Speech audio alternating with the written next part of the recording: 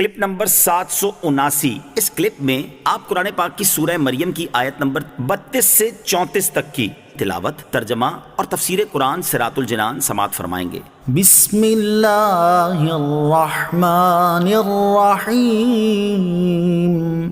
ترجمہ، اللہ کے نام سے شروع جو نہایت مہربان رحمت والا ہے۔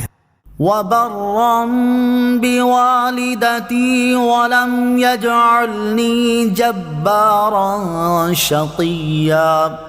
ترجمہ، اور مجھے اپنی ماں سے اچھا سلوک کرنے والا بنایا اور مجھے متکبر بد نصیب نہ بنایا۔ وَبَرًّا بِوَالِدَتِي، اور اپنی ماں سے اچھا سلوک کرنے والا، یعنی اللہ تعالیٰ نے مجھے میری والدہ کا خدمت گزار بنایا ہے اور مجھے حق بات کے خلاف تکبر کرنے والا اور بد نصیب نہیں بنایا، بلکہ عاجزی اور انکساری کرنے والا بنایا ہے۔ آیت وَبَرًّا بِوَالِدَتِي سے حاصل ہونے والی معلومات۔ اس آیت سے 3 باتیں معلوم ہوئیں۔ نمبر 1، حضرت عیسیٰ علیہ السلام کی والدہ ماجدہ بدکاری کی تہمت سے بری ہیں، کیونکہ اگر وہ کوئی بدکار عورت ہوتی تو ایک معصوم رسول کو ان کے ساتھ بھلائی کرنے اور ان کی تعظیم کرنے کا حکم نہ دیا جاتا۔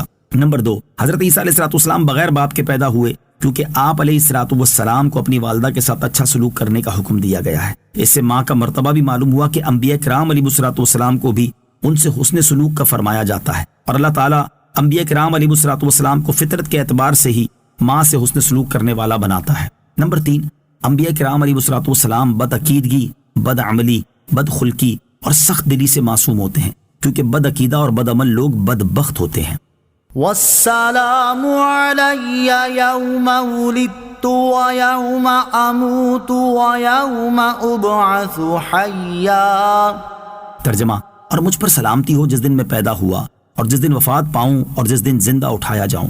والسلام علی، اور مجھ پر سلامتی ہو۔ آخر میں حضرت عیسیٰ علیہ السلام نے ویسا ہی کلام کیا جو گزشتہ رکوع میں حضرت یحییٰ علیہ السلام کے حوالے سے گزر چکا ہے کہ میں جس دن پیدا ہوا اس دن مجھ پر سلامتی ہو، جس دن وفات پاؤں اس دن مجھ پر سلامتی ہو، اور جس دن زندہ اٹھایا جاؤں اس دن مجھ پر سلامتی ہو۔